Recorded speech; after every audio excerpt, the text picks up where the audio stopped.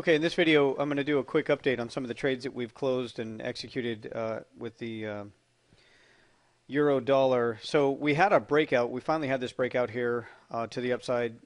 All of these pretty much paid.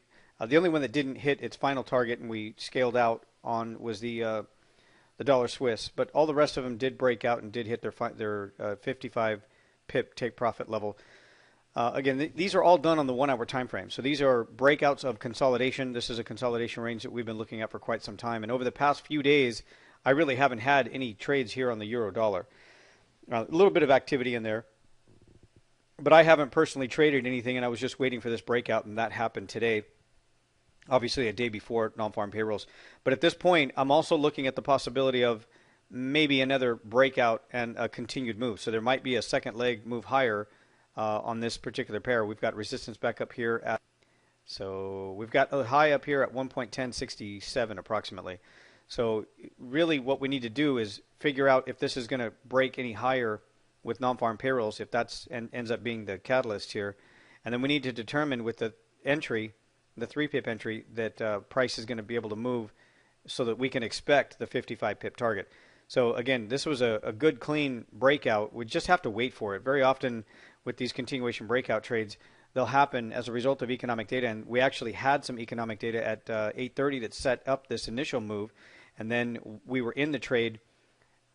We had the open position. And then we had another wave of economic data at 10 o'clock New York time.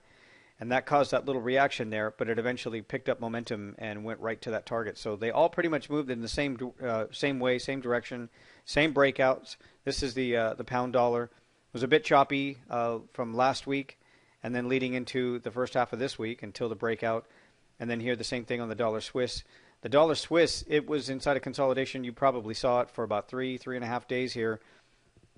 And it was just a matter of waiting for the continuation breakout trade. Everything else was just too choppy. I didn't really trade anything. I wasn't trading any HL30s here. So on consolidation like this, I won't be trading any HL30s. I recommend in the chat room just staying away from it and not even trying to do HL30s, because very often they'll print what looks like a signal candle, but then it turns around and goes the opposite direction. It's hard to say what's going to happen next. And eventually one of these could fail because eventually it does break out of consolidation. So waiting for the continuation breakout trade to develop very often in a situation like this, in this type of environment, is a really good choice.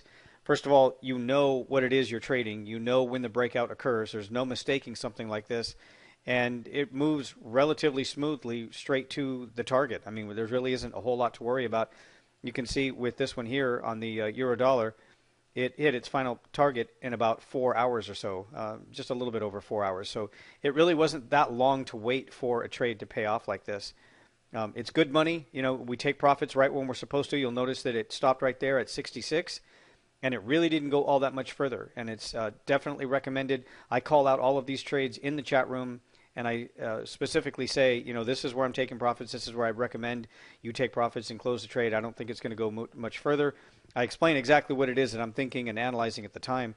So I can walk you through these trades just like this in the chat room every single day. I do this, and I analyze the trades just like this on the charts, talk about them in the chat room. In a more normal trading environment, we would probably see more HL30s, but this was a great trading. So I believe we're up just over about almost 500 pips now for the week, and we've traded much less than normal. I mean, far fewer trades than we normally see in a typical week just because of all this consolidation. So we still have non-farm payrolls tomorrow, and we'll see how that turns out. I'll be doing another update after non-farm payrolls tomorrow.